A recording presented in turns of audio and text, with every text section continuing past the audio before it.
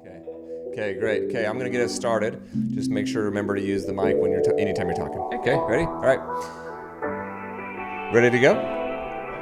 Cool. Welcome back to the next aid station. I'm your host, Jake Kilgore.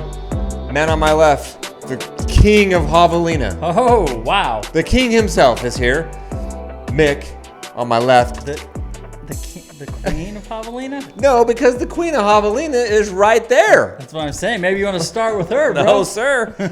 Camille Herron, the queen of Javelina, course record holder in 14 hours and 3 minutes in 2021. Camille, so much gratitude for you driving up from Tucson to Scottsdale. It was an adventure getting here because I live on the east side of Tucson, so you have to drive through Tucson. And then I hit the Phoenix traffic, and there's detours, and it was kind of strange getting here. But I finally made it, so thank you for having me.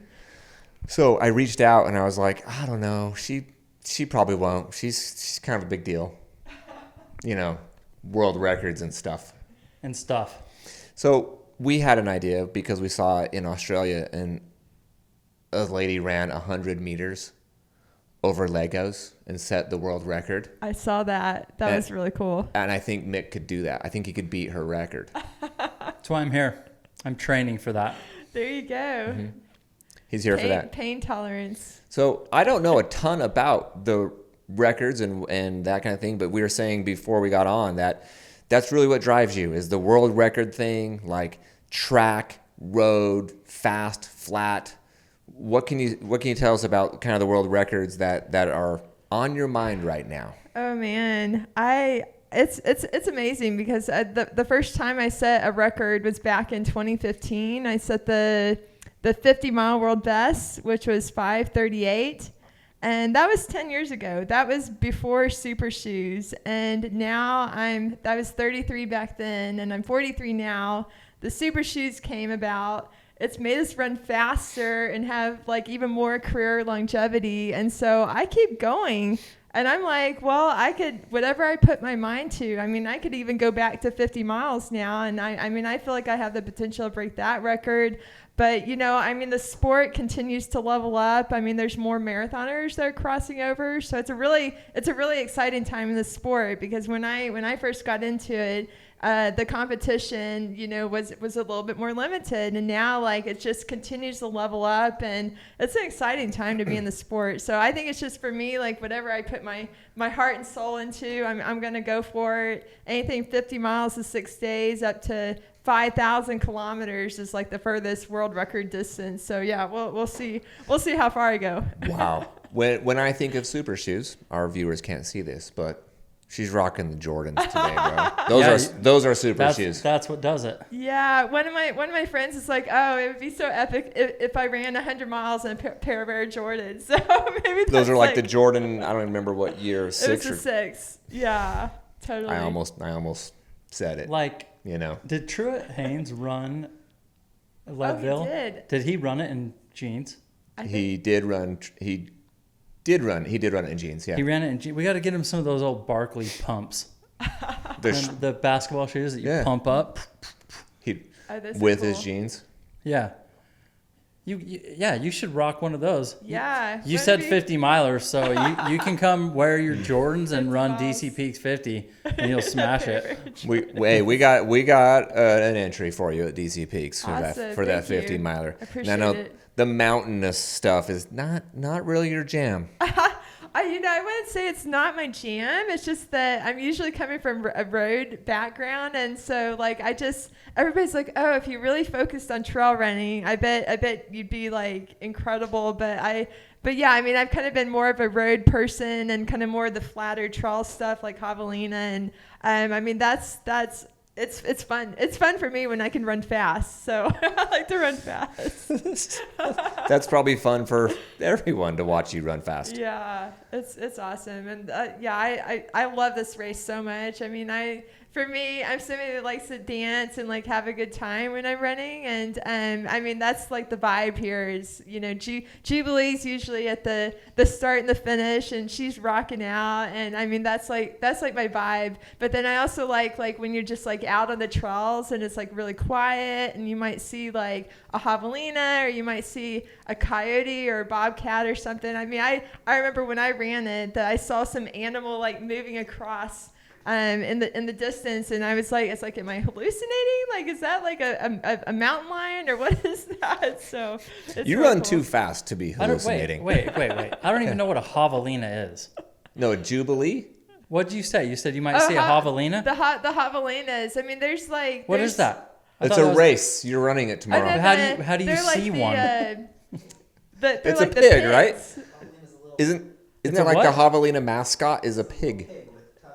Are you seeing a pig run by? Yeah. Oh, yeah. There's javelinas. There's javelinas like Get it in there. Oh. like even when I I think it was like the day before I ran the Javelina 100, I was like running in Fountain Hills, and there was like a whole like what do you call it, like a squadron of javelinas like went in front of me. A squadron. Yeah. A squadron of like little mini javelinas. boars? A herd. Yeah, they're kind of like boars. And they'll come at you? Totally. That's why you run so fast. Yeah, I mean they're kind of scary. Like it's like me versus like 10 of them, and I'm just like, I don't Get know out of if the I have way. a chance. Camille, get There's out of the so way. many people out there. Thousands of people run this race. Oh, yeah. We added it That's up as big. about 1,500 of all the distances. 1,500 people. Mm-hmm. Ish.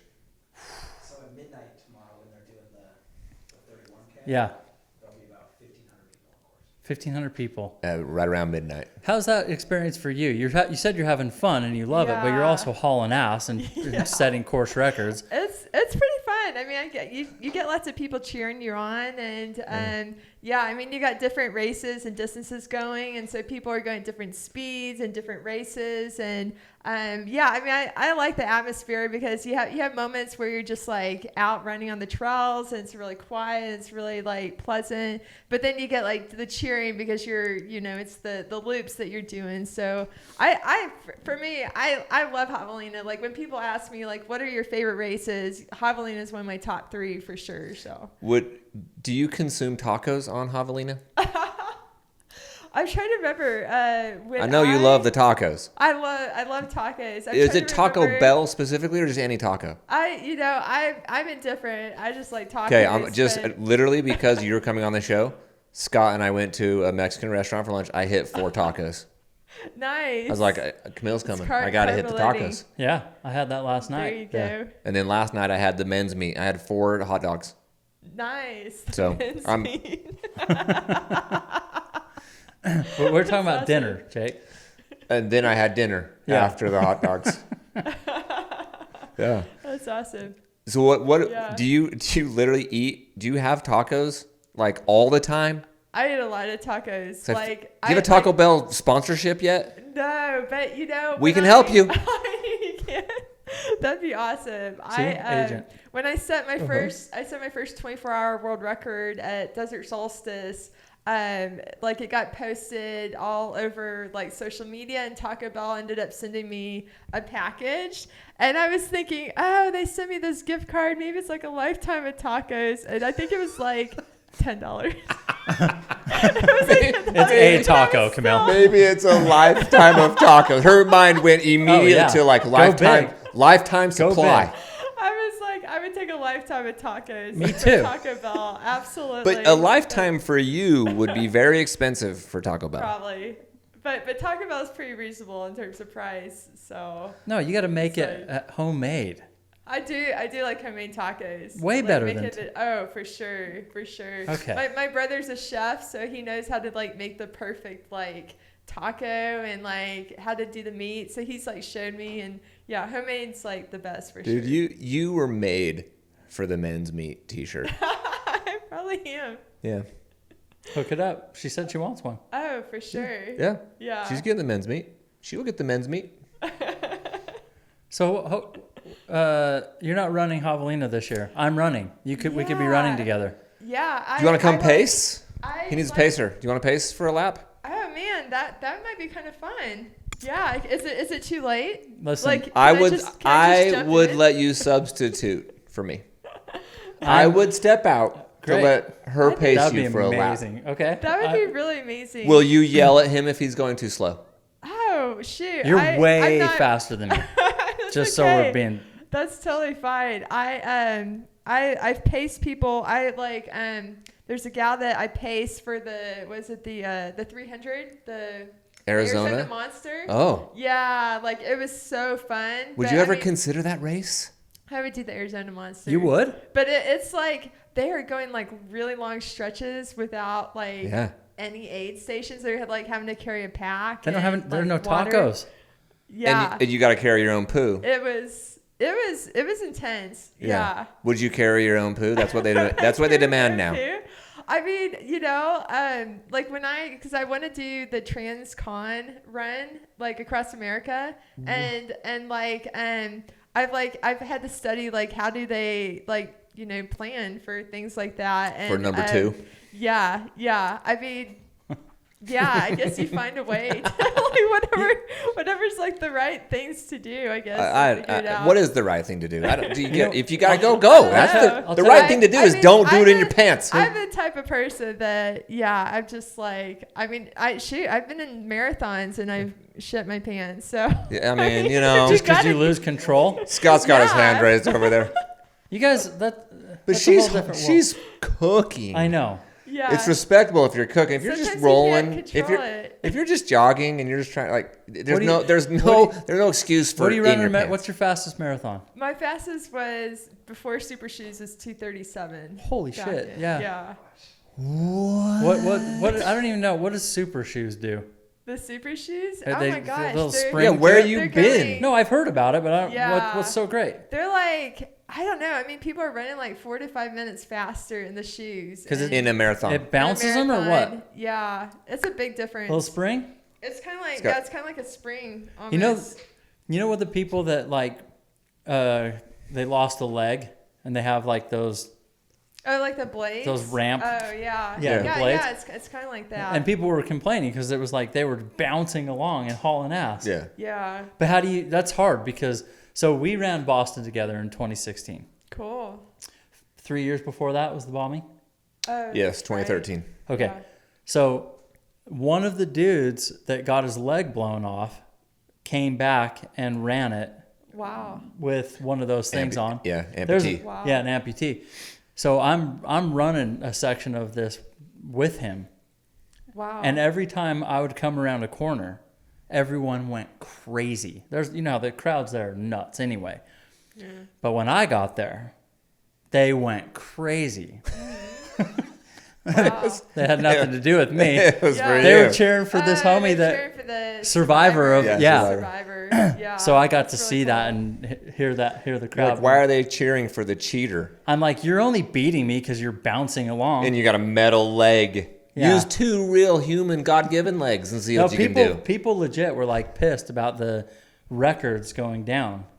That's a hard thing to balance. Yeah. You want to be kind, but you're also like, but you got like, You got a metal leg, got dog. yeah. You got a spring leg. What do you think about that? What do I? If somebody beat your record and they had- he's a survivor. If someone yeah. beat- yeah, that's awesome for him. Yeah. And you But what should if- have you should have Well, a beer I with mean, him. Like World Athletics has rules for all that. I think like that's like going back to like Oscar Pistorius. Just let her in. She wants to join us. Yeah, keep going. Keep going. She wants to kick it with Camille. I remember like World Athletics, like Oscar Pistorius. I mean they had to like figure out their rules. So I'm always a person that like you go by World Athletics, like whatever, because they have like they have committees that like make up the rules and like their consensus of their group, like so like whatever like World Athletics dictates is like the rule. Yeah, Yeah. but you can still just be like, I don't like that rule. Yeah, I don't think it's really opinion. I think it's more like the consensus of World Athletics. Like I know like there's like the whole thing with like the testosterone levels and like the gender stuff and I mean I've been involved with the USATF for 13 years and so I know that I mean there's different like technical committees and stuff that and different people that represent different interest groups and so it's really about the consensus of what's the current what's the current policies, and that kind of sets the tone for, what's fair and equitable and that sort of thing. So, You're big into that. I've noticed. I don't follow a ton of social, but I kinda catch into it. that. But you're pretty big into Rules. the rules and the governing bodies to make things a level playing field. Yeah, totally. Is that fair to say? That's like for sure. Yeah, and it's been really enlightening for me because like I was an athlete rep on the rules committee for USATF. And these are like lawyers that are on the committee, and they're like very meticulous. And I mean, I feel like I'm meticulous, but these people are like by the book. Like they will like change a word in a rule because it takes on like a different meaning. lawyers, Like, man. wow, Lawyers. it's really They're the intense. worst, Camille. The worst. Yeah, Jake doesn't like They're lawyers. ruining the world we live in. They are. But I really respect that because it does, like a single word could, like if you have like may versus must, like I'm like that blows my mind, like how that's significant, And you'll take the time to read it dialed like that. word by word, yeah. And it's just because like I've had to like work with those people on those committees, and like I'm like, oh, okay, now I understand. Because like I might have an interpretation of a rule, but then you ask the lawyers about it, and they're like, oh, well, it used the word must, so that means it's like required. And I'm like, oh my gosh, like that, like just like blows my mind. So you got like a representation or legal team that helps you defend or identify things in the rules when you go after these records? Yeah, definitely. Yeah, it's so like strict. Oh my gosh. Like I know like a couple years ago I ran the Jackpot 100, and so I guess they have the certified course map, and there was like a part where where we had to take a turn, and the race director had changed the turn slightly. And so I had seen the map like before the race, and I remember running the course the day before and be like, oh, this turn seems a little bit different than the map. And I texted my husband and was like, hey, did they recertify the course? And I guess, You text like during the race? What's that? Oh, During the race, you hit him with a text? No. It's like the day before. Okay, sorry. I was Sorry. running, Sorry. I was scouting Okay. the course. So it's like was it like a 1 mile loop? I think it's just like a 1 mile loop. Okay. So I was like scouting the course, and a turn had been changed. The cones had been like slightly moved, and I was like, oh, I wonder if they like recertified the course. And so I texted my husband, and he like talked to the race director, and he's like, oh yeah, it's okay. Like I like got the verbal assurance that it was okay, but I guess he hadn't like recertified it.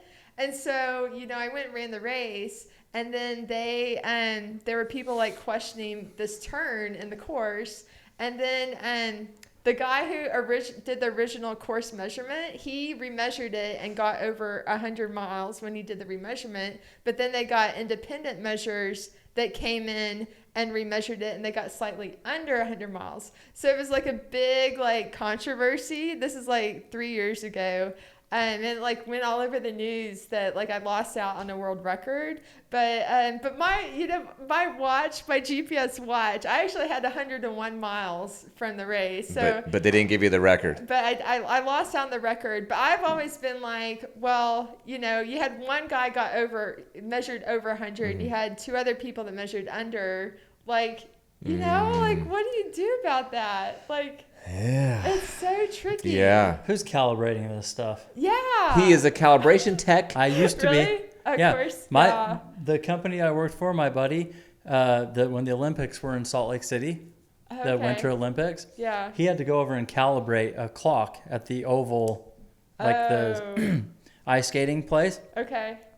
So he went over and calibrated this clock, make sure that everything's dialed, and world records were dropping. Oh. I don't know if it was during the Olympics or during. He's a like, the world- rink is 2 inches and too he was short. he's like, oh shit, did I do this right? Did like, something went wrong? yeah, like, did I Yeah. calibrate this machine right? Like, why are all these course records just dropping? He's getting Wow. nervous. Yeah. Which sucks to think about, like the human element Oh, for that sure. comes into these things. Yeah. But when you're going for records, Oh. it's like Yeah. Yeah. razor thin. Oh yeah, yeah. It Everything. was like I'm trying to think of how much they measured, and like it could be like temperature, like when they do the calibration, because the race was in February, and the guy that did the original measurement did it like a couple days after, and he got over 100. But then they brought in some other people in like October, like the end of October. Wait, the weather is going to change the distance? No, it would change like the calibration of like with the still tape measurement Sure. that they have to do, and we're talking Coefficient about, of thermal expansion. Yeah. Duh. It's like, Duh. It's Duh. really technical. I know, but I mean, if they're getting slightly under, and this is like a 1 mile loop, and they go and do that one measurement, and they get like, it could be feet short of 100 miles, and like Compounded over it, yeah. I don't know. I'm just, it sucks for me. I appreciate the process, the technicality that goes into a world record, and how you have to know the rules. You have to know the course certificate. You have to have drug testing in place. I mean, there's so many variables, and I even when I did my 50-mile world best back 10 years ago, they didn't have was it electronic or they didn't have hand timing. They didn't have hand timing, but they had electronic timing during the race. And so part of a world record is you have to have both hand timers and electronic timing. And so I guess because they didn't have the hand timing, but they had the electronic timing. So they ended up counting it as a road best rather than a record or something like that. What's the difference between a world best and a world record? So a world best could mean that so you could have a point-to-point course. Okay. Because you have to have a limit on the start-finish separation of a course. So if a course has I think it's under 50%, but if a course has a start-finish separation that's more than 50%, then it would count as a best rather than a record. So Come on. I know it's it's really that is the stupidest thing I've ever heard. It's really Come on. They're making it up. I know. So It's crazy. If you weren't still running, would you want to be on one of these committees, or are you so involved in it just because you're on the other end of it and you want to call them out on their shit, make sure that they give it to you when you earn it? Well, I mean, I've just worked. love it. I was on the rules. I was an athlete rep on the rules committee. So I helped them with the language. I endorsed. We ended up it was 3 years ago. We ended up there's not required drug testing for American records, and so I helped them to adopt the rule for ultra records that it used to be that you didn't have required drug testing. So I helped them to change the language so that it aligned with the IAU.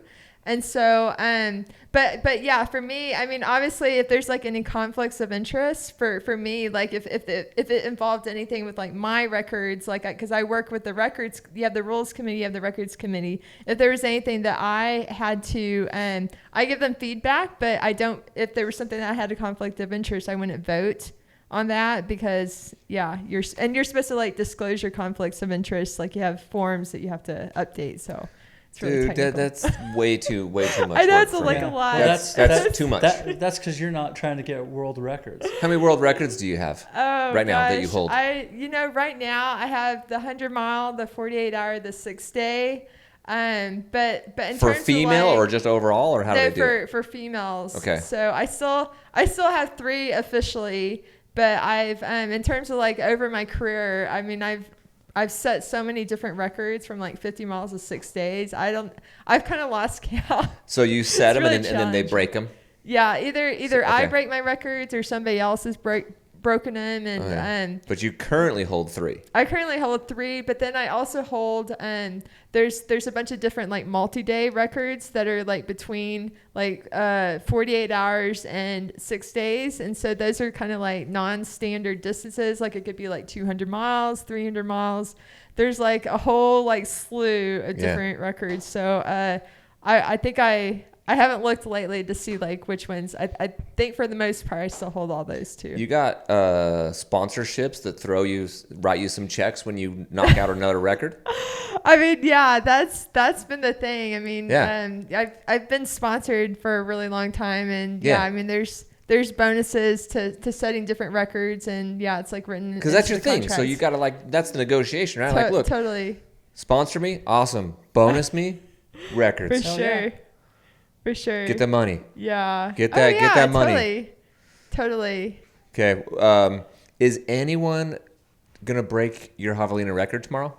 Man, when I was driving up here, I was talking with Shelby Farrell, and we were I'm driving and I'm trying to talk through my car, and I was like, she's like, do you think anybody will be broken? I mean, I haven't looked at the full list to know like who's on it, Okay. but I know like, I mean, the weather's going to be fair, I got you.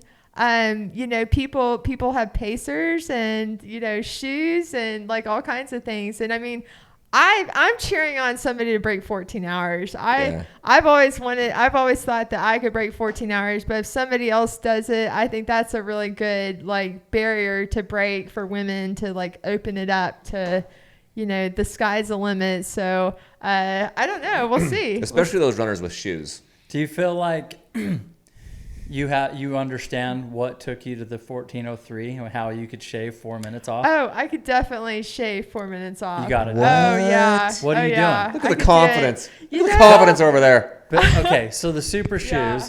Well, I don't think it's For- necessarily the shoes. I had a lot of stop time when I did it because Yeah. it was really hot the year that I Yeah. set the record. I think Yeah. it was like in the 90s or close to 100. So it was really hot, and I was literally hitting every single aid station on like the last 3 laps because I was like dunking. I was dunking with ice. I had like 2 large bottles that I was filling up with water. I mean, it was just like a constant, like just the stop time alone. I probably had like 20 minutes of at least, you know, just like trying to cool down. So if it's 15 degrees cooler, yeah. you're just rolling through the aid stations Yeah. and just stop when you get back to the Probably. Yeah. To the headquarters. Yeah, I think it's gonna be like pretty like average temperatures this year. So, in fact, I was messaging with Shelby while I was driving up here. And I was like, I don't know if they would, because she's like, oh, you think you could get in? I was like, I don't know if Jubilee would do that. I mean, they're pretty strict on things like that, but Wait, I don't know. I it? like what's that? You were considering running? I don't think I could get in this late. Hell yes, I mean, you could. yeah, It's not that late. really? It's tomorrow. It's like that late. I mean, there's like You're the people on course the record wait holder. You list. could be like, less bro, than- get me in. I It's mean, more that- than 12 hours away. Hang on a sec. So you show That's up. kinda You crazy. show up in the morning, ready at 6 o'clock. Just pack on, get They'll ready let to go. you run. People feel. I don't think so. I How- don't know. I mean, they've got a wait list and it's really Yeah. strict. 'Cause And I'm you just were- like, How well do you know the runners? I'll give you a few names. You tell me if anyone has a shot at breaking your record tomorrow. okay, I don't know. Devin Yanko, Casey Lichty, Tara Dower, Kareth Arnold, Anna McKenna, Lauren Peretz. I'll stop there. I think isn't there a British Addie Bracey, not Addie Ellie Pell. I'm losing my mind. She runs the Comrades Marathon. Yes. She won Comrades. No, it's Okay. she won the 50K World Championship. I'm losing my mind. Anna Loudon, You know she's who it fast. is. The Hoka runner. Yes, someone brought her up today to me earlier, but she's not on this list I have right Oh, here. is she not on But- there? Well, I'm just on this Gosh, list, but I don't know. It's really, you know, people. you never know. You never know. I mean, people like the Black Canyon 100K was just like lights out, like so fast. I was just like, I don't know what's going on now, but women are running fast, and it's really exciting right now. I mean, I'm a super fan too. I mean, even when I'm running a race, like I'm cheering on other people to the point where I've lost my voice in races because while you're especially- racing? Yeah, because said she's I get dancing? so excited when I'm in it that sometimes I almost forget that I'm like racing because I'm just like so excited to like see people and like cheer them on. Oh my gosh. And especially like a race like this where you're like overlapping with Yeah. other people and you see somebody and like want to cheer them on. But yeah, I mean I remember when I ran like Tarawera had it like had overlapping races and stuff, and like by the time I got to the finish, is that in Mexico? in New Zealand. New Zealand. I mean, I was so like hoarse by the time I got to the finish because I just been like passing people and Dude, like that's passion, cheering. But you got to get out there tomorrow then. Oh, for sure. Yeah. I need you to come cheer me on. Yeah. Make my ass finish this race. Yeah. Get him out there. like I'll a dance super with you. fan. I'll dance. There you go. Yep. That's awesome. With this type of race, though, Yeah. there's 1,500 runners. There's they built a town there, right? It's Yeah. we've been describing it as like It is like a town. Burning Man of ultra running. For sure. Literally a town, in the middle of the desert, everyone partying. I've got to think there's 10,000 people, maybe for sure 5,000 people. That's For a sure, lot. 5. Yeah. Is that It's like intense. being neurodivergent? Is that hard for you? Yeah, that's a great, because I was thinking about like, because trail running is like a completely different experience than Yeah. like Well, what I Javelina do. is its own world. Yeah. Yeah. Like when I do the small loop road stuff, it's constant. You're on a small loop or you're on the track and you're always surrounded by people and you're yeah, I mean, you're just like weaving around. It's like constant stimulation. But I feel like trail running is different because you are like out on the trails. You do have moments where it's like quiet and you're like very like meditative. And I feel like it has a different vibe to it. But then you come into the start finish Headquarters. the headquarters, and you like loop around, and it's like, because I'm both autistic ADHD, that I do like some level of like stimulation. And so I feel like when I come into the headquarters, like it's like, okay, this is like party time, rev my battery up, and then you go I've back. seen the dancing videos. Yeah. I've seen them. And I'm somebody that likes to dance. If I'm not running, I'm dancing, and so it's or, like, or dribbling your basketball. yeah, Dude, you got game. We're big in basketball. Who's winning in the game of horse between the three of us? Oh man! If you have a good wrist, I'll say if you have a good dribble. wrist. I've never haven't seen you shot. shoot. Yeah, my gosh, I'm probably really rusty on the shooting part. But your handles, you're crazy. Yeah, You got that crazy handle. I got some good hands, but not right now. Yeah, that crossover still tight. Just boom. I could. Yeah, Okay. I was pretty smooth. Like, with Did the you play college basketball? No, but my dad and my grandpa played at Oklahoma State, Okay. so I grew up like basketball was like my Hooping. world. Yeah, Hooping. yeah. Okay, totally. yeah, we saw that video. That was one of the first videos I ever saw you, and I'm like, I love this chick. She got game. She got game in the kitchen, bro. Smooth. You were like rehabbing Smooth. or something. You're like, I can't Yeah. run, but I can still cross I you think up. that's right. Yeah. I Still think hooping. Yeah, totally. Yeah. So back to the neurodivergent conversation. Yeah. I think it's very interesting. You're very open about that and public about that. Yeah. What was the deal with that and USATF last week? Were they just like, Man. because we said on our show a few days ago, there's two sides. There's three sides to every story. There's your side, there's the U.S. side, and then there's the truth that lies somewhere. The truth. Yeah. The third side. I mean, the third side. The third side. I mean, I've been working since June with USATF, and I first started working with the ombudsman at the USOPC. The who? The ombudsman is like the legal. She's like the legal resource for Team USA. And so like when I started like pursuing this, I worked with her because I figured, she works with disabled athletes and the Paralympics and all that. So she helped me like to figure out my application to submit to USATF, and I had to like look over. I mean, everything was like thoroughly vetted. Like, okay, this is like within the rules. And I mean, like, so when you run these small loop ultras, you have a refreshment station. and you have tents set up.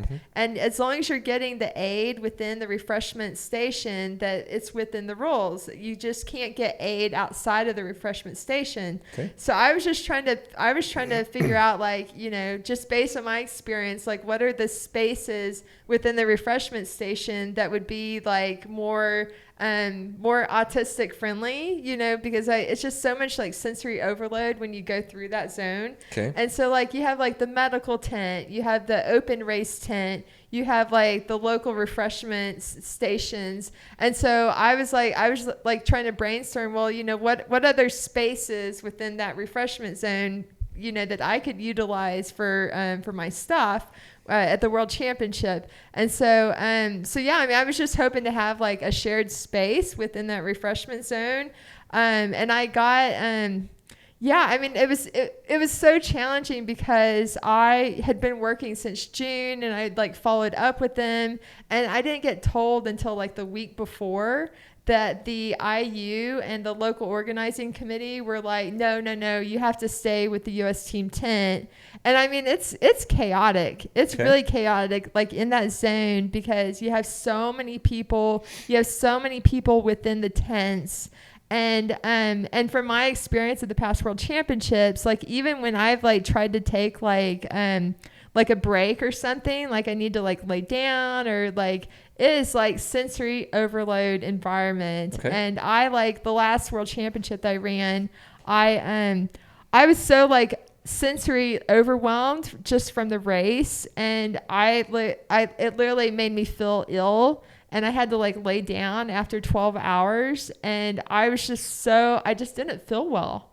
And that was before I knew I was autistic ADHD, so I didn't know how to connect the dots. Like, why am I not feeling so good? And I always knew that I don't feel well in like small enclosed spaces. And I just always thought I was like claustrophobic or something. I just like am not comfortable. And so that's why I was trying to seek the accommodations, because I just didn't want to be put into that environment. I wanted to have like a safe, quiet space, like away from that. And so yeah, I mean that's why I was seeking the accommodations, because I'm somebody that's neurodivergent, and I mean I had other people that have run the World Championship before, and they're like, oh my gosh, I'm neurodivergent too. It would be great to like utilize like the medical tent, you know, as a space where, you know, people that are neurodivergent could, you know, have like to be away from that environment, but still be within the refreshment zone. So seems like a reasonable request for you to ask. Were they acting like they were going to say yes? What took them so long to say no? I don't know. You're saying from June to October. Yeah, it was crazy. Just like nothing? No crickets? No reply? It was insane. Like I followed up at the end of July. I followed up at the end of August.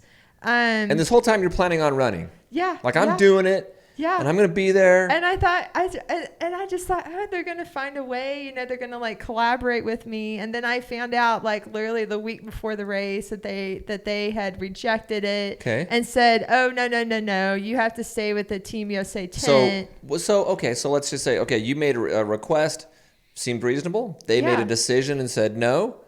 And then I tried to collaborate. So I came back to them and was like, hey, I have legitimate reasons why I should not be put into this space, because what they were going to do is they were going to divide off part of the US team 10. I mean, it's already a cramped space, and you've already got lots of people, and I just know from experience, like I don't feel comfortable. Yeah. I mean, I get car sick. I get sick on planes. I get sick like even as a kid, like in the classroom with like lots of people, and like I mean, I just don't feel well. Yeah. So clearly, this is a real thing for you. Yeah. And they came back literally a week before the race and were like, no, we're not doing it. Yeah. What's going on in September? I know. Like August. No one's reaching out. No. And you got to go to France for this. Yeah. So they finally, a week before the race, are like, nah. Because from their perspective, that you see posts or whatever, they're like, where's Camille? No one can get a hold of her. Hey man, we went, where's Waldo? And then from your perspective, you're like, I put in a submission for this in June. I haven't heard or whatever. Yeah. I haven't heard anything. Yeah. So no one's communicating for months? No, nobody was communicating, and I followed up with them many times, and was like, and I just assumed that they were going to accept it. So I was just, I don't know. I thought it was like a reasonable request. I had vetted it with legal counsel, and so I told them. Because I had like lots of people on the communication. I had like legal counsel, USATF, I had the IU, and I told them I'm not going to proceed. I'm not going to sign the statement of conditions until I feel like I'm comfortable with that. And when did you say that? So that was like after they had rejected me. 1 week before the race. Yeah. You're supposed to fly to France. Yeah. Okay, so you told them 1 week before the race. Yeah. I'm not signing it. I'm not committing to this. Okay, Yeah. so why were they confused that you didn't show up? Or that you hadn't officially verbalized that you were decommitting? I think the problem was that there was a disconnect in communication because I was working directly with USATF and the legal counsel, and so they were trying to go to me when they should have been going to USATF like I was, because there's a contact person at USATF that's like the professionals. These are the people that are part of the team. Everybody that's like the team managers and they're all like volunteers. So I was trying to handle it directly with USATF because they're the professionals. They're the ones that maintain the policies, the rules, the statement of conditions. So they were trying to communicate with me, and I was communicating with USATF. And the whole time they should have been communicating with USATF. And I mean the other. So they didn't know, but USATF did. Yes. So they're reaching out to you, and you're like, I'm not responding because you're supposed to be hitting them up. Yeah, exactly. Yes. They and there's also. But you didn't tell them like, hey, you should just go to them. Well, so I asked. Or you didn't tell them I'm not doing it, and USATF will confirm it. I told them a week ago I'm not. I'm not racing. So I asked my legal, because they were sending me messages, and I asked my legal counsel. I was like, how do I respond to this? And I just followed as advised by my legal counsel. He's like, oh well, you haven't signed the statement of conditions. You don't have to give a verbal commitment. And if I if you wanted to tell them. But the thing because there's also safety issues as well, like involving certain people, and I think that the way that they handle it was like not the correct way to handle it. They should have been going directly to USATF like I was. And so, I mean, I was just following as advised by my legal counsel. He was like, it's like, oh, you don't have to. And the other thing was that the assistant team manager had said via email, he said, oh, well, if you don't participate, that we'll just replace you. So I mean, I'm just following procedure because you're like, okay, cool. You got a substitute? Yeah. I was just like, and I asked my lawyer about it. I was like, do I need to respond? And he's like, no, you don't have to give a verbal commitment because the assistant team manager said, oh, they'll just replace you. So I wasn't worried. That's interesting. So I wasn't worried. He says you don't have to, but what's the fear in being like, just telling them? Well, why not just tell them? So the problem was I didn't want to be coerced into withdrawing because my disabilities weren't accommodated. It was more of an ethics thing because I was like I can't like in good conscience be like withdraw to verbally withdraw myself because my disability. It just didn't. It didn't, but I mean, I was just following. It didn't feel right to be forced to withdraw, and I didn't have to verbally do that, and I was just following what my legal counsel advised me to do, and I mean, it was just a really stressful time too because I was like, how do I handle this? This is really so. I'm just following what my lawyer said. Then it blows up all over social. Yeah. We're talking about it. Others are talking about it, and we're like, it was just a spread. It was a spread of misinformation. I think that the team managers just didn't handle it right. That they should have been going because I was working through USATF, and they should have been working through to be going on social media and to like blow it up like that. Can anyone get a hold of Camille? Yeah, and I was we can't find her. And the other thing to point out is the person who did that is a longtime bully to me. And so I blocked her on social media back in 2017 because she made a false accusation towards me. And so there's some safety issues involved as well that I was trying to address to protect myself. So I was going to say something like this because I was like, this feels very corporate-y. It doesn't feel like just teammates talking. Like if I was going to run a race in France and I'm with my team, I'm like, hey, coach, I need this tent. You know, like it's just like this easy conversation. Yeah. But yours went down as like it's very social media posts, legal, and like legal, and like don't call me, call them. Yeah. Don't you see what I'm saying? Like that whole thing just seems off. Well, I think it's because I have to protect myself like legally and policy wise, because I don't want somebody. I've had issues in the past where people like accuse me of things, and I'm trying to follow policies because for me, being at the highest level in the sport, I don't want to be banned. I don't want to do something wrong procedurally because it matters. It matters, you know, that I'm just trying to follow like what the lawyers say and what the rules and the policies say, and to handle things like respectfully and professionally. So I mean that's how I was addressing the situation. Yeah. I'm not somebody that's I just don't think it's the right thing to do, to be like going on social media and like making accusations towards somebody. And I mean there are safety issues, like I mentioned. There were reasons why I was seeking the accommodations that went beyond disabilities, because I've had past disputes and issues in the past. And so, the person that spread this misinformation, that they've done that in the past as well. They've gone on social media and made false accusations towards me. And so for me, I'm just trying to protect myself and to handle it properly through the legal channels. Okay. So hindsight 2020, you know, what would you have done differently now knowing how it unfolded, in anything?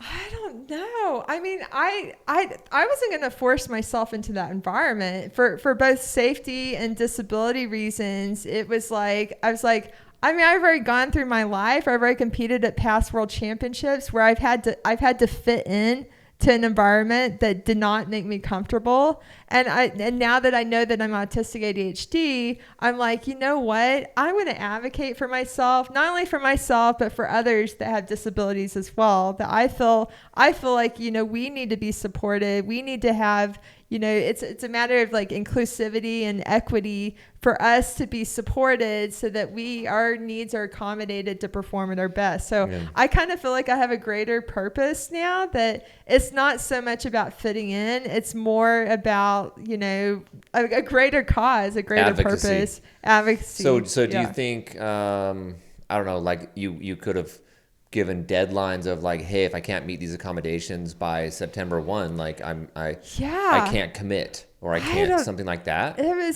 I don't know. I mean, and the thing was, I mean, I wanted to do, I was really hopeful, and I followed up with the IU during the week. Like when I came back to them with like, I was like, hey, let's collaborate, you know, let's like try this. And then I never heard from them. And I followed up like a couple times, like just in those days leading up. I mean, it was stressful. It's like, well, what do I do? And I'm just trying to like follow. Well, it's not like this race was in Phoenix.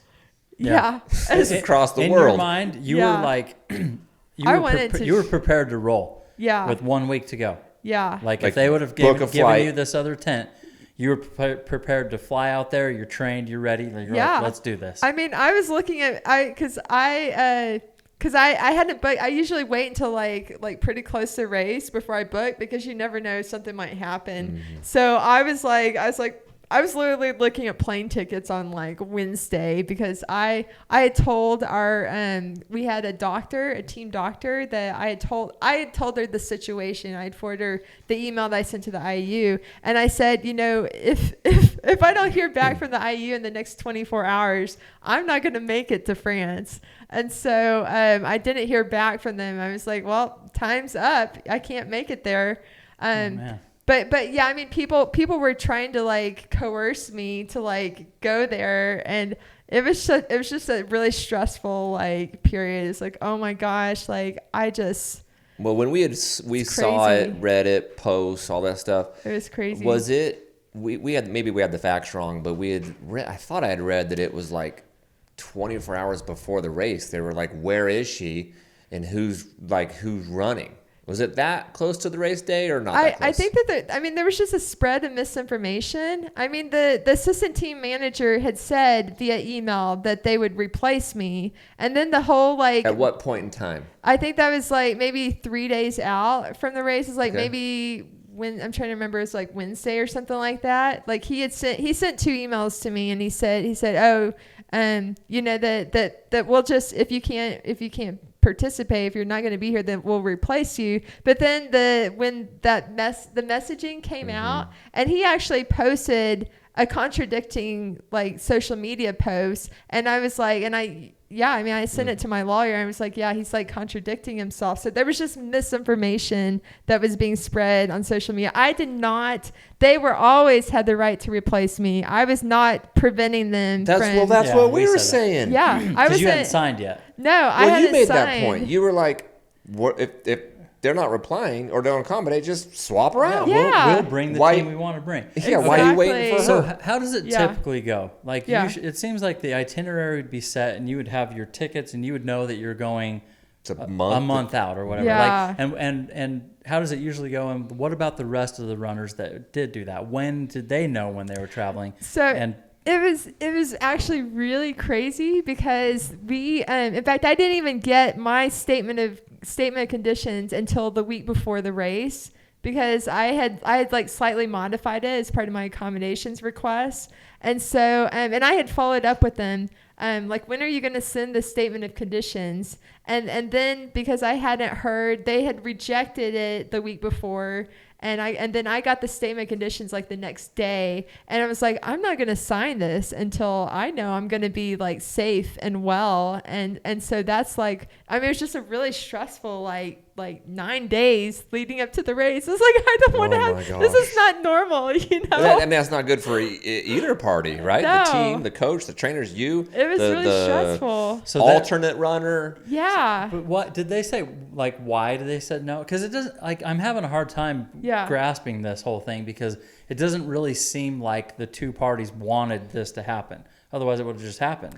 Yeah. Like, why did they say no? I don't know. I mean, you know, maybe. Were they just, it was like an eye roll, like, we don't need a tent? Or rules? Or what was it? I mean, like, Red how many people would even know to ask, you know, for disability accommodations? Like, I mean, this is kind maybe of they've like, never had that request, Right, and they're but if they know. really wanted you there, they're like, Yeah. I don't care, have a tent. She's the best in the world. Right. Like, So that's why I'm like, I'm making the accommodation within the rules. Okay. I mean, I also think because I have fit in the past, that I've set world records in, you know, the normal conditions, that they still see me as an able person. Okay, so they're thinking, no, you're not special. Yeah, you were fine last time. Yeah, they think I'm okay, but they don't realize that I've done what I've been doing my whole life, being disabled. I'm a disabled athlete. I'm a disabled athlete that sets world records. And I mean, that's like, I mean, for me, in my mind, it's like, oh my gosh, I can't even believe that I did that. But now I can reflect back on my life and my career and be like, oh my gosh, that's why I had so many like stomach issues. That's why I was like puking and feeling so uncomfortable in the team tent. And in my mind, I like, you know, I was just like, I just thought that was normal. I thought that was normal, but I know It's kind of normal in what we do. I still don't get it. So say you're the best in the world. You're Tiger Woods. Yeah. You're Camille Herron. What are you talking about? Tiger Woods in his prime. He's like, I'll come to the tournament, but I want a special little tent over here. It's because I'm neurodivergent. It's the Ryder Cup. I'm representing the United States. But he's not disabled. But let's just say he assume was. let's just say he was. Yeah. Let's assume he has the same It's conditions. weird from their perspective to just be like, you know what, Tiger, you've done this before under these rules, Yes. so we're gonna make you fit. we'll in. decide, and you come back You're and not. do it. You're not special, Tiger. Like, I don't understand what, like, if they really wanted you on the team, they wouldn't. I don't understand the like, nah, you've done this before, so therefore you can do it again. Yeah. You're like, but I'm telling you I can't. If that was their reason. If that was their reason. Could have been. That the rules say you can't. Yeah. Or anything else similar to Well, that. technically the rules, because like even the governing As long as you're in the bodies- zone. Yeah. But why you got to be with your team? With your I want to be in the team. zone, but just right over here. Yeah, So what is the exactly. difference between that and Javelina? You love the crazy, chaotic loop there. Dancing. the This, Yeah. finish bro. line. She's doing I this. think I saw the video. What's different with that? I mean, I think because trail running has its moments where you're away, you're away from that environment, and I feel like that those like moments of peace like really like help to like recharge. I don't know. I feel like it's like a kind of a balance between like you're seeking out. You want some level of stimulation because, like, for me, and especially being the ADHD part of me likes, you know, some sort of like human engagement. But like, I have a limited social battery. That's what I try to explain to people, that I like people. I like to engage, but not to the point of where I'm running 24 hours on a loop with like constant people. I mean, it's just like over the top. But I do like, it's actually like, this whole experience has made me think, well, do I need to ditch the road running and like just go straight up trail running? We're down. That's Because what it's we're like, saying. Bring it it's like the on. best, you know, it's like the best of like everything, you know. I love being out like in the natural environment and just like the peace and tranquility Has of the that. neurodivergent, has that magnified and progressed as you've gotten older, to where like when you were younger in your 30s, it was a little more tolerable, and now that as you're getting older, it's like, it's getting harder actually. Yeah, I mean, there's Or is it the same? Like I think that the interesting thing about the whole neurodivergence is when I've been running ultras, there's times during my ultras where I start mentally flashing back to my childhood and remembering, like, because as a girl, I mean, it was confusing for me to be neurodivergent and to be like, well, why am I so uncomfortable in the classroom? You know, like why am I like pushing myself? Because I don't perceive pain like a normal person, and that's like one of my superpowers, What? being autistic. And even She as doesn't a girl, perceive pain. don't I'll perceive take that pain. part. Can I have some of that? but I'll like, take the speed Yeah. and the no pain part. But I'm already like, I don't like being around people either. Hey, Probably on a lesser you're level. undiagnosed. Obviously, but the older you get, But you're yeah, more that way. I So- mean, I think my journey as an ultra runner though is like kind of what led me into the figuring out that I'm neurodivergent, because even like when it happened 2 months after I did my 6-day race, and that was kind of a similar environment where there was a lot of stimulation during that race, a lot of people, a lot of hoopla, and it was like the moments when I was away from that, when I felt more like at peace and calm. And I was doing a lot of my running for that race at nighttime because it was like less people, it was like more calm. And so, I mean, I was already doing things to like, you know, accommodate my personal needs. And I think that was kind of this light bulb after the race of like, oh my gosh, I think I'm autistic. Like I should like look into this. So yeah. You said something in there that triggered a question. Off topic, but on topic. Who's the greatest female ultra runner of all time? That's a really, oh my gosh, that's a really tricky question. That I doesn't don't seem even that know. tricky. I think there's so many like specialties. I think you got to respect like people have their strengths and what they're good at. And I mean, for me, like having crossed over so many different distances, and I mean, a lot of people like specialize like maybe 50K, 100K, or like the shorter stuff. Then you got people that do like the longer stuff. Then you got like FKTs. And Let's like, take that out. yeah. Don't be humble. Who is the best? I can't. I the don't best think ever. I can Okay, say give me the top that. 3. Give me your podium. In any order. That's a really tough question. Are you in the conversation? I mean, like nobody's done. I mean, there's a very select few who have done road, track, trail. And in my mind, anybody that's like crossed over like a variety of distances, like gone, you know, 50K up to, you know, 6 days or even beyond. I mean, Yeah. it seems like everybody kind of has their niche, and like I really like for me, having done like trail running and seeing like, you know, how strong you have to be for that. But then you have like the flat loop stuff. I think it just depends on. Come on, man. Are you in the top 3 in your own I head? mean, I'm going to be like pretty, like people be like, oh, Camille, you're just like bragging or something. But No. I think, why not? Why can't I be part of the conversation? But at the same time, like I really respect that people have their strengths, and I think that maybe that's kind of lost a bit. That people tend to like group us all together, and because trail running is like the more popular sport in America, that people would probably say the top trail runners are the top. But if you go to like South Africa, it's all about road running. It's all about road ultras. Comrades, right? You know. I mean, I'm one of Have you raced comrades? I've won comrades. Okay. So feels like you are in the conversation.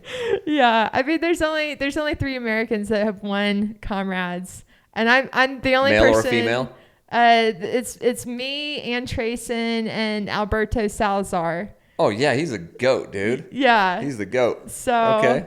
So yeah, I mean, you know, I'm one of only 2 women. You know, me and Ann Trayson have won comrades, and that's kind of like that's the biggest ultra in the world. It's like 20,000, 25,000 people.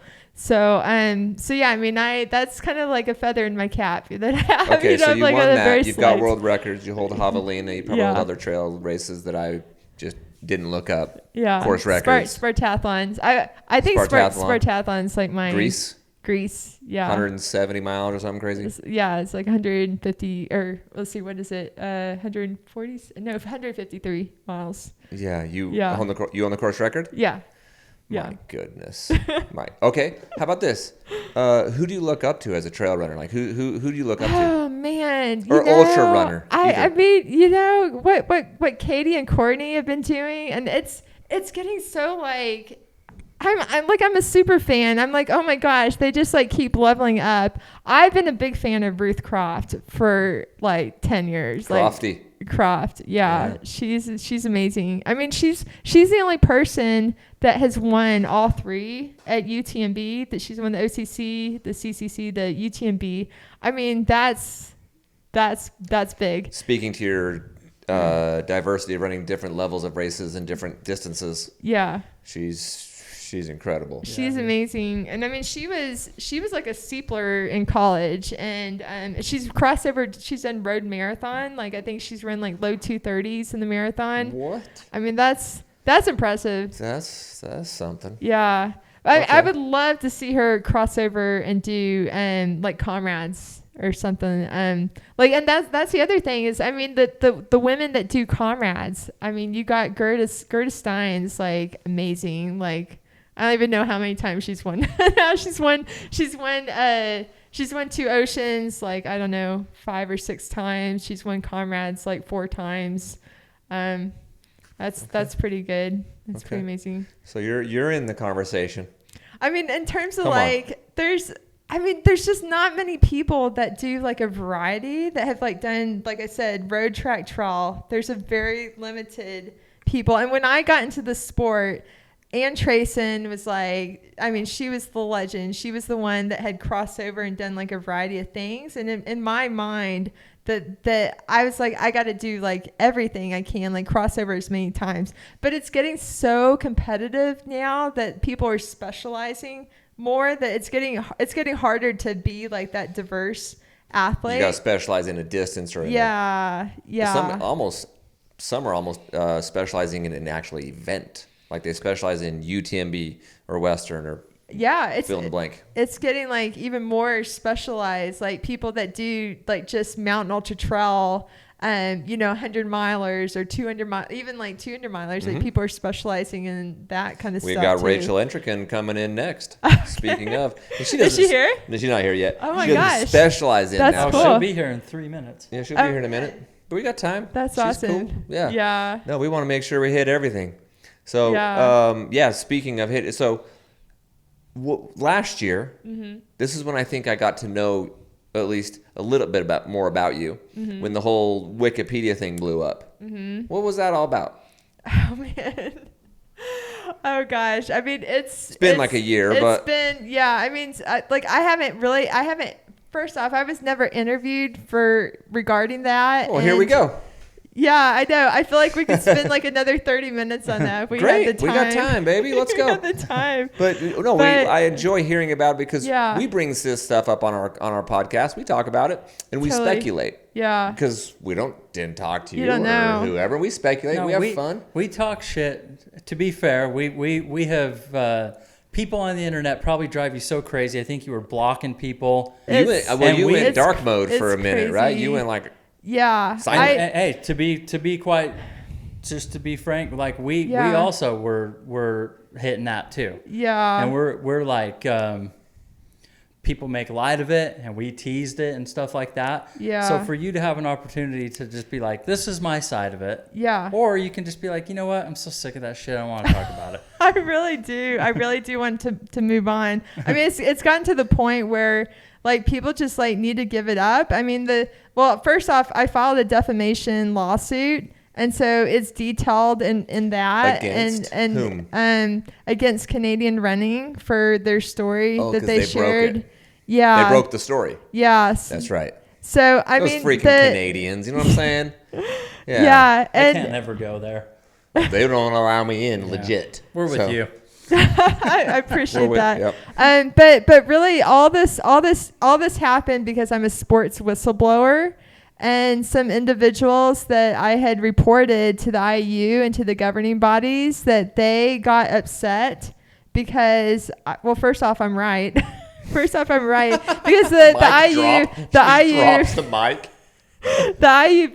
IU validated my concerns twice, so I was correct. And they You were correct in what specifically? The rules that were broken. So there was an athlete. First off, there was a race where rules were broken, and all this is like detailed in the defamation lawsuit.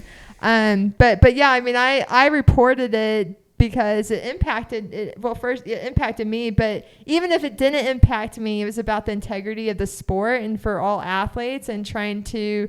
I mean, you got to follow the rules. You have to know the rules. If you're going to go for a world record, you can't just be gaslighting the public and saying, oh, I broke a world record. But if you had, 15 hours of pacers jumping in and out. So think about like when Kipchoge said broke 2 hours, that he had like people jumping in and out. We knew it was not going to count for a world record because he wasn't following the rules. Well, basically that's what happened. He knew it wasn't going to qualify, right? Yeah. He knew. Like Nike knew. Like everybody, like we knew that he wasn't following the rules. Well, that's basically what happened with this gal that at this race that I ended up reporting because they were claiming that my world record had been broken, and I was like, no, she had like pacers jumping in and out. Yeah. And so I was upset. I was obviously upset because I know how important the rules are, and you've got the media reporting that my records are broken. There she is. Oh. Yeah. Okay, are you like that? Have you always been like that? Like rules? Like you have to follow the rules. You drive me crazy if you don't follow the rules. Yeah. Or is it more because it affects your records? No, I've always been like integrity driven, and I know now. In fact, I just did a thing with Endurance Sports Wire talking about justice sensitivity. That part of me, one of my autistic traits is that I have justice sensitivity, and this is like a common trait with people that are autistic, that we're very regimented, very strict, and we expect other people to know the rules, to abide by the rules, and but they don't always know them, and and not everybody, and even like with Canadian, what they with what Canadian Running reported, the whole situation with Wikipedia was my husband's Wikipedia account. That was his email address, and it was not my email address. There was nothing shady going on. He was just following the rules and the guidelines of Wikipedia, and Canadian Running like took it all like out of context. So the claims are that he went in on your behalf and was like changing Killian Jornet's and Courtney's and then boosting yours up. And that was just not true. It was None not of that's true? So what happened, it was just all mischaracterized. Like the way it started was that there was a trail runner that's an administrator that started removing parts of my biography in September of 2023. And so my husband... Who was that? His name's Stephen Walling. Okay. And he was editing yours? He was removing parts of my achievements and even about my disabilities. And how did you find out it was him? Because the edit histories are public. Oh, okay. So I mean, there's nothing. Everything that's done with Wikipedia is like public record. Oh, I'm not wiki proficient. Yeah, and I wasn't either. Like, I didn't even know. I just knew that, like, I'm just like focused on my page, and I noticed parts of like my disabilities and my achievements like being removed. I'm like, what's going on here? But this guy was like this trail runner who has a conflict of interest was removing parts of my biography. And that's pretty much like how it started. And then my husband was just trying to revert it back. And then they got into a dispute because this guy is like an administrator, and he's like, he was an administrator at Wikipedia, also a trail runner, and he was removing stuff out of yours. Yes. And then your husband's fixing it. Yes. Because he did say that you have Steely Toughness. Yeah. And so like, is that true? Yeah. So like, hey. I know you saw that. The Steely Toughness. Is that true? I like that. So like, this is where that shirt came from. Yeah, this is because of you. This is because of you. Steely Toughness. You own a shirt at the next aid station for your Steely Toughness, my dear. I like that. But that was the word choice that was used in the article that was cited on my Wikipedia. So it wasn't a matter of like subjective opinion. That was like the word choice that was used in the citation. Who wrote Steely Toughness? It was Ed Herron Finn in I think it was like a Telegraph. It was like a Telegraph article or something like that. So that's why that word was used. Did you know that when you saw the shirt today? I kind of thought, I looked at it and I was like, I wonder where they got that from. I'm Steely Tough. Steely Toughness.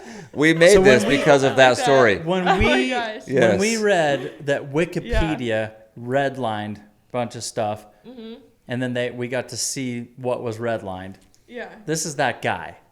And you're saying this is not necessarily Wikipedia as an organization. This was a battle between this one guy who happened to work there. Yeah. And my husband. Mm-hmm. This is a Wikipedia admin who happens to trail run and is like, nah, I'm not going to let you say that about Camille. Edit. Right? Is that it? Wait. So, I'm sorry. I just the administrator at Wikipedia happened to be a trail runner. Yeah. And he was making edits to the page because he was like, no, you can't say that. You can't say that. And that was like the word choice that had been used in the article that was cited. Which word choice? Steely Toughness? The Steely, yeah.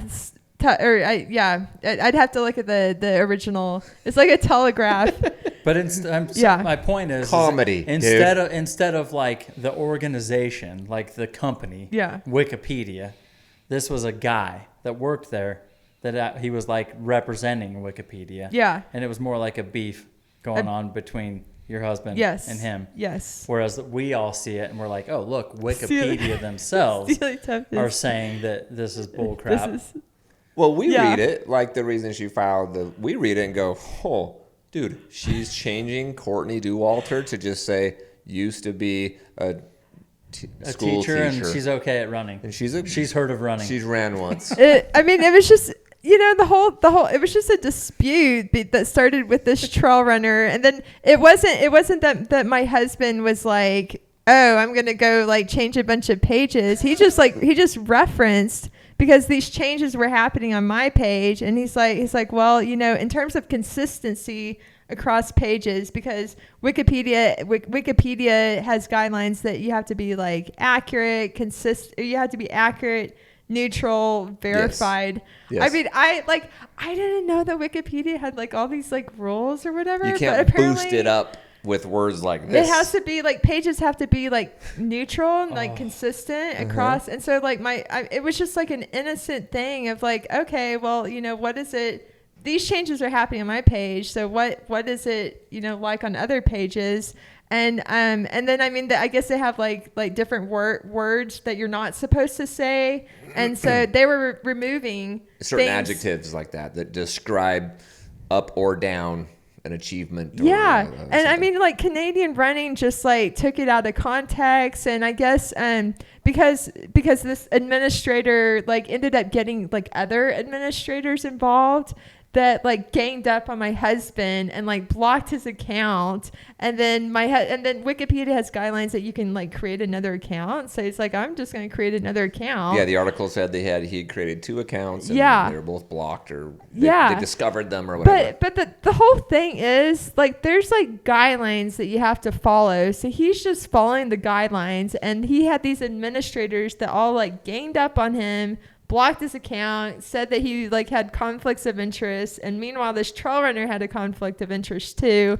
The whole thing was just, I mean, I really just want to move on from this. That seems like a pretty good defense for Canadian, though. Yeah. If it was all the Wikipedia people putting out bullshit. Yeah. Well, because the Canadian whatever is just like, look, he's like, all these Canadian. I'm just reading the history. Yeah, all these Wikipedia people are the ones that you should be going after. We're just reporting it. We're reporting the edits that we read on Wikipedia. These are the edits. But in terms of like why this all happened, I mean, it was all like a witch hunt against me. That these people that I had reported to the IU, they were also getting on Wikipedia and removed. One of them had removed parts of my biography, my achievements as well. And so they somehow like figured out that, it was basically a witch hunt. It was like a modern day witch hunt.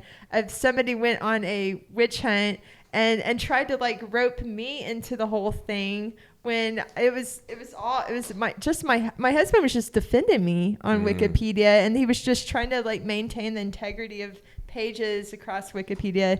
I mean, there was no like covert, like just the way it was like all portrayed was like, it was just crazy. It was just really crazy. And I mean, my husband's a person of integrity. I mean, he's just like me, like rule based, like guidance. Yeah. Well, look, at a minimum, you provided us tons of entertainment. The entertainment value. I'm sorry that of the Wikipedia. You probably would have been Wikipedia. Like, if you listened back to those, you'd probably like, you guys can eat shit. Those guys are dicks. But listen. Entertaining. We like to have fun. We like to tease. We like to banter a little bit. But I've learned a lot in talking to you today. When we invite you to come run DC Peaks and then you accept and come across the course record, I'm going to update our rule book. I'm going to make sure that is dialed. Because this last year, we had so much rain. Oh, yeah. That there was people that they felt like they could skip the last aid station to like protect themselves. Oh, shoot. Hypothermia. Oh, hypothermia. But other people it was a half mile out and back. So they stayed on the trail and went to the finish. Other people didn't skip it, though. I think you would have lost your mind if they would have skipped it. Oh, my gosh. Yeah. So she'd have been blowing that whistle, boy. I need to have very strict language in there.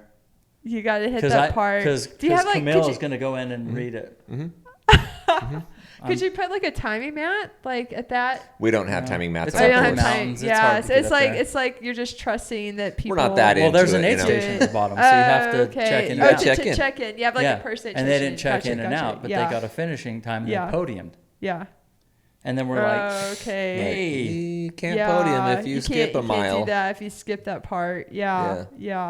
We'll have to to Mick's point, we love to joke around, and we love that you came on our show because we clown, we mess around, we don't have ill intentions. We gotta love it too on anyone. Serious. I normally do like we screw around. Like I dressed up as you for Halloween last year. Are you serious? I'm gonna come clean with it. Oh my gosh! What did you wear? I wore this shirt with a Lululemon hat. That's where the shirts came from. That's where the shirts came from. Has anyone been you for Halloween? I feel like I've had people like send me pictures of like their daughters and things like running with their hair down or. Okay. Well, I didn't put my hair down. I kept it up. Somebody I kept my hair up in my hat. Yeah, I kept it up. Oh yeah. But yeah, we You have to clown. put on a wig or something. Yeah, we mess around. We clown around. We do not have ill intentions of pain and hurt and suffering. We will make jokes and laugh. And if you get the jokes and you laugh, you're in and you're a fan forever. If you don't, sorry, you're offended guy, and we have a shirt for offended guy. I like the shirt. You stole my heart with the shirt. Okay, well I got you. Okay. When I messaged you, that's the shirt I ordered for you. I like the meat shirt too. Okay. We're gonna hook you up. Yeah, we're gonna get you a meat shirt. I have a custom Steely Toughness shirt for you, but Cool. you're as my mom would say, you're a hoot. You're a hoot. You're freaking fun, dude. I could hang out. That was great. I can hang out with Camille all day long. Totally. Well, but seriously, thank you for coming. If Yeah. you do come to Javelina tomorrow, just Totally. catch vibes, find the next aid station tent, and bring your shoes and gear, because I will push you out there with me. Let's go. Do I Okay. need like a pacer bib, or how do I do that? We'll If make it nothing else, happen. you come give me the good vibes and we'll dance. Yeah, if nothing else, come hang out at the tent and Sometimes make it happen. Then in past years I brought my lightsaber. Okay. My lightsaber. Yeah, just rock. But I don't have my lightsaber this year. If you come, rock your I men's need a meat light. shirt, and people will direct you right to the next aid station tent. Well, hang People on. be You like- got his number? You don't have service over there? I got service-ish. If you want to come and hang out, You got my number. you have our invite. Come Yeah. kick it with us. So tell me about the whole men's meat thing. Okay. Like, what's the story behind that? So I this is understand. great, because I think people should hear the whole story. Yeah. And then we'll cut. Okay. So did you see the controversy in July with Zach Miller and I'm here for the women's race? Did I see that? So you know Not that hard I don't rock. think I saw you know that. that I'm here for the women's race. Yeah. Foundation, Yeah. nonprofit. We support it. It's great. It's awesome. Yeah. It has a huge movement and a massive following. We're all for it. Yeah. Well, someone from Zach Miller's crew wore the shirt, and he was crewing Zach. So he took a Sharpie and he crossed off the W and the O. I'm here for the men's race. Oh. So the W and O from women's. And he did it all for fun, and it was a joke, and he's just here, he's here for Zach. Well, offended gal, So some women got all offended, or people. I totally missed this. They went I'm after sorry. him. Some people got all offended. They went at Wow. Zach hard. They went at the dude who wore the shirt. So, like we do on our show, we just report whatever news is out there and things that people send to us. Okay. And we were talking about it like, that is the stupidest thing I've ever. Who cares? He's making a joke. He doesn't hate women. Like It's funny. Like it's. Okay. It can be funny. But they not offensive. They mischaracterized it. they're like, They- well, it's they not like, funny. They like blew it. They blew it up. Okay. So the chick that took the picture and made it go all viral on social, she went up to him and was like, "Hey, what are you doing with that shirt?" And he's like, "Oh, it was meant to be a joke." Well, it missed the mark. It's not funny. I'm like, well, wow. why did you even go ask? I totally missed this. yeah. So it was a big We deal. did. Yeah. Yeah. Oh, we didn't miss it. And then we got chatting a few weeks later. We had Cam Yeah. Haynes on our show. Cam and us were BSing and chatting about, Wow. the men's meet, like a men's track meet. And then it went to Oh. like men's meet. So we're like MEAT. MEAT. like a play on words. Yeah. Play on words, play on the women's race, play on just having fun. It's okay to joke around and have fun. I'm here for the mincemeat. So you're just like you're like joking around. Yeah. Yeah, not everything is so serious. So when you're talking about mincemeat, you're talking about like Men's meat. mincemeat. men's meat Heyo. or men's meat or the men's Or meat. have a laugh. We're just kidding. Yeah. I'm here for the, I think I like it even better. Thank you. Thank you. Now that you know the backstory, I think I want a mincemeat shirt. Hell yeah. That's you go. what we're saying. Just have a laugh. when deciding between men's meat, do you prefer black or white? Oh, the Not color the of actual t-shirt. meat. Not the actual meat. The black, I the don't black know. ones Do run a you little have it big. here? Oh wait, so the black one's big. do have what's going bigger. on? Yeah, they just run a little bit bigger. Oh, The black ones do run a little bit bigger than the white do I ones, want but white or it's black? totally your preference. I don't know. I don't know. We'll let you come out and try maybe, them on. Yeah. Maybe I should just like check it out. we are She's not. like, I want one of those Steely Tough. We have to get. I like this I Steely got Toughness. one, bro. Right there. I like that's a play because I did see that and I was like I wonder where they got that from. So I like that's a play on Okay. play on words. Well, and you know what? I'm so easygoing. I'm just like I know that people have like joked about what happened, and I'm telling you, I just want to move on. but I really love that wanna you move can on. laugh about it. I could definitely laugh about it. The 'cause fact I'm that you're just gonna like, rock a Steely Toughness shirt is like, dude, she's funny. She Yeah. gets it. She can have a laugh. I could take it. I'm a fan, man. The fact that you can take it, we'll I could take it. Look, if we might have teased you a little bit here and there, Yeah. maybe we'll just now you've earned some real points. Now we'll just switch that to No. Now she's we'll badass. then we'll tighten down the Steely teasing. Toughness. You're gonna lean in. I'm gonna lean in. You're gonna be Gonna mean. lean in. You're gonna turn it into mean. I like the men's meet. I do have like the women's. I'm here for the women's. I have like I should wear the I'm here Well, we for the do women's race and then wear the men's meet shirt. Listen. This is what we Collab. need. That's the collab the This trail is running exactly world what needs. we hope The for. trail running world needs a men's meet, women's race collab. People For that sure. get I like get that. offended by our shirt, they need to understand. Jake has 3 daughters. We're literally going to Yeah. a women's foundation charity event In 2 weeks. to promote women in trail running. I think it's just comedy. You're just being we're funny. just having fun. We're just I like that. so the fact that you get it, Yeah. that's badass. makes us very, very happy. Okay, well, thanks for coming in. I'm going to Yeah. wrap up the show. It's This has awesome. been That was fun. podium episodes. Oh, it's crazy.